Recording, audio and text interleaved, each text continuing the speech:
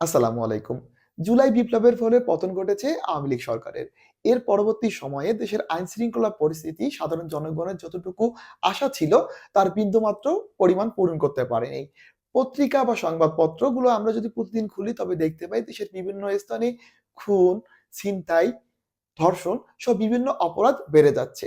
যেহেতু বিগত সময়ে বাংলাদেশের রাজনৈতিক সরকারগুলোর কাছ থেকে জনগণের যতটুকু প্রত্যাশা ছিল, এই সরকারের কাছে প্রত্যাশা তার থেকেও অনেক গুণ বেশি ছিল।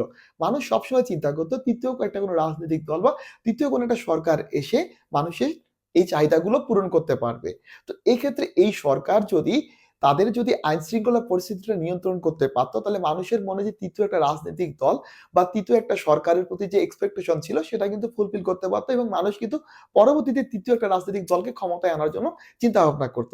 কিন্তু এই সরকার যদি কোনোভাবে ব্যর্থ হয়ে যায় তবে কিন্তু মানুষের মনে সেই জিনিসটাই ঘুরে ফিরে আসবে যে আওয়ামী লীগ ও বিএনপি ছাড়া আমাদের কোনো অপশন নেই। তাই ভোট করে আমাদের কাউকে আনতে গেলে আওয়ামী লীগ বা বিএনপিকে আনতে হবে। তাই এই সরকার যদি কোনোভাবে ব্যর্থ হয়ে যায় তাহলে কিন্তু আওয়ামী লীগ বা বিএনপিরই আসলে লাভ। আমার কাছে প্রশ্ন হচ্ছে যে এই সরকার যে রাজনৈতিকভাবে ব্যর্থ হচ্ছে আইন শৃঙ্খলা পরিস্থিতি নিয়ন্ত্রণের জন্য, এটার পিছনে কি বাংলাদেশের রাজনৈতিক দলগুলোর হাত রয়েছে? আমার কাছে মনে হয় অবশ্যই বাংলাদেশের রাজনৈতিক দলগুলোর হাত রয়েছে। দেখেন বিগত আওয়ামী লীগ সরকারের আমলে যে আমাদের দেশে দুর্নীতিগুলো হয়েছে বা টাকা পাচার হয়েছে, এসবের সাথে আমাদের যে রাজনীতিক যে নেতাকর্মীরা জড়িত ছিল তার থেকে বেশি জড়িত ছিল আমি মনে করি আমাদের আমলারা। কারণ আমলারা না চাইলে কিন্তু আল্টিমেটলি আমাদের দেশের যে রাজনৈতিক নেতারা তারা কিন্তু টাকা পাচার বা দুর্নীতি করার এতটা অবাধ সুযোগ পেত না। তাই আমলারাও কখনো চাইবে না যে এই সরকার সফল হোক। কারণ এই সরকার যদি সফল হয় এবং এই সরকার যদি তাদের সফলতা জাহির করতে যেয়ে আমাদের দেশের যে বিভিন্ন প্রশাসনিক যে আমলাগুলো রয়েছে তাদের যে তথ্য জনগণের সামনে তুলে ধরে নিয়ে আসে তাহলে কিন্তু তারা পড়ে যাবে একটা বিপাকে। এবং এই বিপাক কিন্তু তারা কখনো চায় না। কেউ তো নিজের ঘাড়ে দোষ নিতে চায় না। তাই এই সরকারকে ব্যর্থ করার জন্য আমাদের বিভিন্ন রাজনৈতিক দলগুলো এবং হচ্ছে যে আমলারাও কিন্তু এখানে হচ্ছে যে খুব ওতপ্রোতভাবে জড়িত। আমি বলব যে যেহেতু আওয়ামী লীগ সাম্প্রতিক সময়ে তারা সিন আউট আমাদের মধ্যে থেকে, তাই বিএনপির এখানে দোষটা কোথায়? দেখেন বিএনপি যখন হচ্ছে তাদের একটা ৩১ দফা তারা একটা মানে প্রকাশ করেছিল।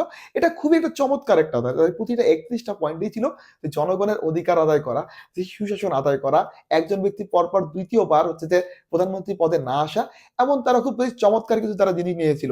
এর সাথে তারা সংবিধান সংশোধনের প্রস্তাব নিয়েছিল। তাই আমি বিএনপির ৩১ দফাটাকে সাধুবাদ জানাতাম। কিন্তু যখন আসলে আমাদের মানে আওয়ামী লীগ সরকারটার পতন হয়ে গেছে, ঠিক এ সময় কিন্তু আমাদের যে এই গুটি কয়েক উপদেষ্টা নিয়ে একটা সরকার পরিচালিত হচ্ছে।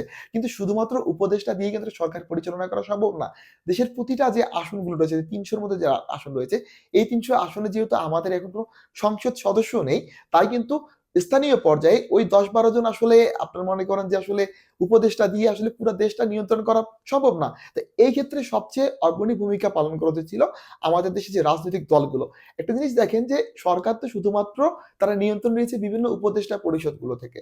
কিন্তু এছাড়া যে আমাদের দেশে যে বিভিন্ন বিচার বিভাগগুলো রয়েছে, ধরেন যে আমাদের যে হাইকোর্ট, সুপ্রিম কোর্ট বলেন বা জেলা আদালতের যে পিপি, জেপি বা এপি এইসব যে পদগুলো রয়েছে, এইসব পদগুলোতে কিন্তু বিএনপি এবং জামাতের মানুষরাই কিন্তু ঘুরে ফিরে দায়িত্বে রয়েছে। এখানে কিন্তু ওই বৈষম্য বিরোধী ছাত্র আন্দোলন বলেন বা প্রফেসর ডক্টর মোহাম্মদ ইউনূসের নেতৃত্বাধীন সরকার রয়েছে, তাদের লোকজন নেই। তো এইসব জায়গার নিয়ন্ত্রণটা কিন্তু করছে যে আমাদের রাজনৈতিক দলের হচ্ছে নেতাকর্মীরাই। তাই রাজনৈতিক দলের যদি নেতাকর্মীরা এইসব জায়গাগুলাতে তারা যদি দেশের কথা ভেবে এই সরকারকে সহযোগিতা করত তাহলে কিন্তু আমি মনে করি যে আমাদের দেশের এই চাঁদাবাজি, দুর্নীতি বা ধর্ষণের পরিমাণগুলো অনেকটাই কমে আসতে পারত।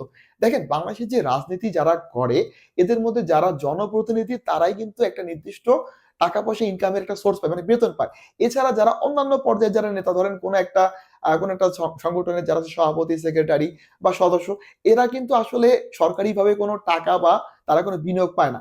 তারা আসলে টাকা পয়সাগুলো কিভাবে ইনকাম করে? তারা ইনকাম করে তাদের এলাকায় যে বিভিন্ন জায়গায় যে আসলে ধরেন যে দুর্নীতিগুলা হয় বা চাঁদাবাজিগুলো এইগুলা থেকে তারা একটা পোরশন তারা নিজেদের ঘাড়ে ভাগ নেয় এবং এইটা দিয়েই কিন্তু তারা তাদের আসলে রাজনীতি বলেন বা তাদের স্বাভাবিক যে জীবনযাপন বলেন সেটা তারা পরিচালনা করে। তাই যদি এই সরকার আমরা যেটা এক্সপেক্ট করছিলাম সাধারণ মানুষরা যে দুর্নীতি, রাহাজানি, চাঁদাবাজি এসব বন্ধ হয়ে যাবে এই সরকার এসে করবে। তো এটা তো এই সরকার করতে পারবে না। কারণ এই সরকার এই কাজটা যদি করে তাহলে কিন্তু দেখবেন যে আমাদের যে রাজনৈতিক যে নেতাগুলো রয়েছে তারাই কিন্তু বিভিন্ন সন্ত্রাসীকে শেল্টার দিয়ে থাকে। তো তারা তো শেল্টারটা দিতে পারবে না। তাই কোনোভাবেই আসলে আমাদের মানে স্থানীয় পর্যায়ে যারা রাজনৈতিক এখন ক্ষমতাবান রয়েছে তারা কিন্তু এইটা হতে দিচ্ছে না। আপনারা দেখতে পাবেন যে বিএনপির এবার কিন্তু আসলে খুব একটা ভালো সুযোগ ছিল জনগণের মনের দিকে জায়গা করে নেওয়া। কিন্তু আমার কাছে মনে হয় বিএনপি এই জায়গায় পুরোপুরি ব্যর্থ হয়ে যাচ্ছে। কারণ আওয়ামী লীগের সময়ে আমরা যেসব আসলে চাঁদাবাজি বা দুর্নীতিগুলো দেখতাম, এইসব আগে আওয়ামী লীগের নেতাকর্মীরা যেভাবে করত, এখন সে জায়গাটা কিন্তু বিএনপি নেতাকর্মীরাও তারা করে আসতেছে। এবং দিন, দিন এক্ষেত্রে যেটা হচ্ছে বিএনপি কিন্তু সাধারণ মানুষের কাছে তাদের যে একটা আগে যে ভরসার জায়গা ছিল এটা কিন্তু ধীরে, ধীরে কমে যাচ্ছে। কারণ মানুষ পূর্ববর্তীতে আওয়ামী লীগের সময় তারা দুঃশাসন দেখে এসেছে এবং তারা কিন্তু অলরেডি একটা মনে, মনে তারা শঙ্কিত হচ্ছে যে বিএনপি ক্ষমতায় আসলে তারাও সেম কাজটা করবে। কিন্তু বিএনপির এই ক্ষেত্রে সৌভাগ্য বলতে পারি যে আওয়ামী লীগের সময় বিএনপি যেমন হচ্ছে দুর্বল বিরোধী দল ছিল, ঠিক এ সময় বিএনপির বিরুদ্ধে যারা অন্যান্য যে রাজনৈতিক দলগুলো আছে তারা আসলে দুর্বল। তাদের মধ্যে আমি যতই বলি না কেন যে আমাদের ছাত্র যে প্রতিনিধিদের যে নতুন রাজনৈতিক দল অলরেডি ঘোষণা হয়েছে, তারা অনেক শক্তিশালী হলেও কিন্তু তারা কিন্তু ভোটের মাঠে এখনোই শিশু। যে তারা যদি এই মুহূর্তে নির্বাচন করে তারা কিন্তু ১০ টা আসনও পাবে কিনা বলে আমার হচ্ছে মনে সন্দেহ আছে। কিন্তু আমাদের সাধারণ মানুষের একটা চাহিদা ছিল যে আমাদের দেশের যে কাঠামোগুলো রয়েছে বা দেশের শাসনামলের মধ্যে একটা ৩য় রাজনৈতিক দল আসবে যারা আসলে দেশটাকে সুন্দর করে পরিচালনা করতে পারবে। এখন যদি কোনোভাবে যদি ইউনিট সরকারে যদি সফল হয়, তাহলে কিন্তু মানুষের মনে ওই আস্থাটা বা বিশ্বাসটা পুরোপুরি আবার জন্মাবে যে আওয়ামী লীগ, বিএনপি বাদ দিয়েও আমাদের সমাজে এমন কিছু মানুষ রয়েছে যারা আসলে দেশটাকে পরিচালনা করতে পারে। কিন্তু আওয়ামী লীগ বা বিএনপি তো এটা হইতে দিবে না। এটা খুব সিম্পল। যেহেতু আওয়ামী লীগ এখন সবসময় চাবে যে আসলে আওয়ামী লীগের এখন অবস্থান মাঠে না থাকলেও তাদের তো নেতাকর্মীরা বা আমাদের দেশের যে বিভিন্ন যে প্রশাসনগুলো রয়েছে তাদের কিন্তু মানুষ এখনো রয়েছে। তারা কখনোই চাইবে না যে প্রফেসর ডক্টর মোহাম্মদ ইউনূসের নেতৃত্বাধীন সরকারটা সফল হোক এবং সেই সাথে বিএনপি তাদের মাঠের কার্যক্রম যেভাবে শুরু করেছে, যেমন বিএনপির এক নেতা কিছুদিন আগে দাবি করেছে যে, জিয়াউর সরি মানে তারেক জিয়া বা জিয়াউর রহমানের নাম মুখে নিতে গেলে উঁচু করে আসতে হবে। দেখেন তারা আসলে কোন দিকে তাদের জিনিসটা নিয়ে যাচ্ছে। তারা যে জেনজি জেনারেশন দেখেন, এই জেনজি জেনারেশন কিন্তু কিছুদিন আগে লুৎফুজ্জামান বাবরকে তাদের একটা বিশাল বড় একটা আইডল বানিয়ে রেখেছিল। ১০ ট্রাক অস্ত্র মামলা বা ২৩শে আগস্টের হচ্ছে যে বোমা হামলা এইসব নিয়ে লুৎফুজ্জামান বাবরের সম্পৃক্ততার কথা মিডিয়ায় চলে আসলেও কিন্তু জেনজি জেনারেশন কিন্তু এই লুৎফুজ্জামান বাবরকে তারা একটা তাদের আইডলাইজ করে নিয়েছিল শুধুমাত্র ভারত বিরোধিতার কারণে। কিন্তু বিএনপি সরকার ক্ষমতায় এসে তারা কিন্তু এখনো ভারতের দিকে ঘেঁষা হচ্ছে। তাই যতটুকু মানুষের মানে আস্থা বা আমাদের তরুণ সমাজের যে আস্থাটা বিএনপি থেকে তৈরি হওয়ার কথা ছিল, সেটা থেকে তারা কিন্তু ধীরে, ধীরে দূরে সরে যাচ্ছে। তাই এই অবস্থায় বিএনপির সবচেয়ে বড় লক্ষ্য হচ্ছে কি, এই সরকারকে খুব দ্রুত ব্যর্থ করে দেওয়া এবং এই সরকার ব্যর্থ হয়ে গেলে তারা নির্বাচন দিতে বাধ্য হবে এবং নির্বাচন যদি তারা দিতে বাধ্য হয়, তাহলে তো তাদের ক্ষমতায় আসাটা মানে সহজ হয়ে যাবে। কিন্তু এই সরকার যদি আরো যদি দীর্ঘ সময় যদি ক্ষমতায় থাকতে পারে, তাহলে কিন্তু বিএনপির যে নেতাকর্মীদের যে অবাধ্যতা, যে তারেক জিয়া যতটাই চেষ্টা করতেছে তার সংগঠনটাকে স্টেবল করতে, উনি কিন্তু পারছেন না এবং উনি কিন্তু এই কারণে দেশে আসতেছেন না আমার কাছে মনে হয় যে, উনি যে দেশে আসার পরেও যদি এইসব জিনিস চলতে থাকে, তাহলে কিন্তু উনি এখন একটা এক্সকিউজ এট লিস্ট মানুষের সামনে দিতে পারে যে, আমি দেশে নাই বলে আমার নেতাকর্মীরা এরকম করছে। কিন্তু উনি দেশে আসার পরেও যদি উনার নেতাকর্মীরা সেম কাজটাই করে, তাহলে কিন্তু উনার আর এক্সকিউজ দেওয়ার জায়গাটা থাকবে না। তাই আমি মনে করি যে তারেক জিয়া এই কারণে দেশে আসতেছে না। বাট এছাড়া আসলে উনার দেশে আসার ক্ষেত্রে খুব একটা বড় যে রাজনৈতিক জটিলতা আছে বলে আমি মনে করি না। তাই এই ক্ষেত্রে বিএনপি যে আসলে তারা অপরাজনীতির দিকে যাচ্ছে, এটা থেকে তারা বের হয়ে যদি তারা যদি একটা সুস্থ রাজনীতির দিকে আসতো এবং তারা যদি হচ্ছে কি জনগণের পাশে থেকে অন্তত ৬ টা মাস বা ১ টা বছর যদি এই সরকারকে সহযোগিতা করত, তাহলে কিন্তু তারা আসলে জনগণের কাছে ভোট আরো বেশি পেতে পারত বলে আমি মনে করি। এখানে বিএনপির হয়তো তাদের রাজনৈতিক তাদের দূরদর্শিতা বা তাদের রাজনৈতিক চিন্তাভাবনা আমি মনে করি এটা অভাব। কারণ তারা এখনো যে মানবতা আমলের রাজনীতির কথা চিন্তা করছে, এখনকার তরুণ সমাজ কিন্তু এই রাজনীতিকে সাপোর্ট করে না। এবং তৃতীয়ত যে জিনিসটা হচ্ছে যে বিএনপি দেখেন স্থানীয় তারা যে নির্বাচনে যে সরকার নির্বাচন তারা দিতে চাচ্ছে না। কেন চাচ্ছে না?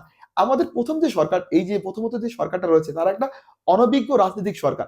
তাদের পক্ষে প্রথমত একটা জাতীয় নির্বাচন যদি তারা আসলে ঘোষণা করে বা প্রস্তুতি নিতে চায় তাহলে তাদের জন্য একটা বড় ব্লান্ডার হতে পারে।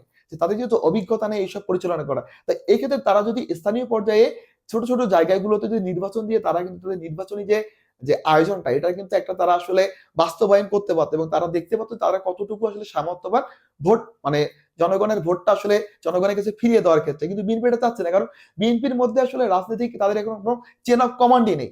তারা আসলে কোন নেতা কোন নেতাকে মানছে না। তাই যদি স্থানীয় সরকার পর্যায়ে সময় যদি নির্বাচন হয় তাহলে দেখা যাবে যে একটা ওয়ার্ডের মধ্যে কে দাঁড়াবে দেখা যাচ্ছে বিএনপির ১০-২০ টা প্রার্থী দাঁড়াইতে পারে।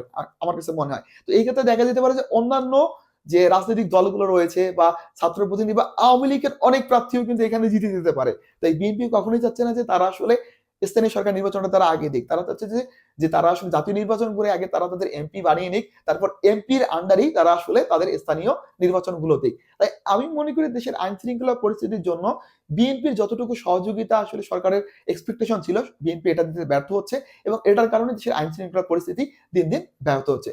ধন্যবাদ সবাইকে আমার কথা শোনার জন্য। আমার কথার সাথে সহমত হয়ে থাকলে আমার ইউটিউব চ্যানেলটি সাবস্ক্রাইব করতে পারেন, আমার ভিডিও শেয়ার করতে পারেন, লাইক করতে পারেন এবং আমার কথায় কোনো ভুল হয়ে থাকলে আপনারা আমাকে জানাতে পারেন আমার কোন, কোন জায়গায় সংশোধন করার প্রয়োজন। ধন্যবাদ সবাইকে। আসসালামু আলাইকুম।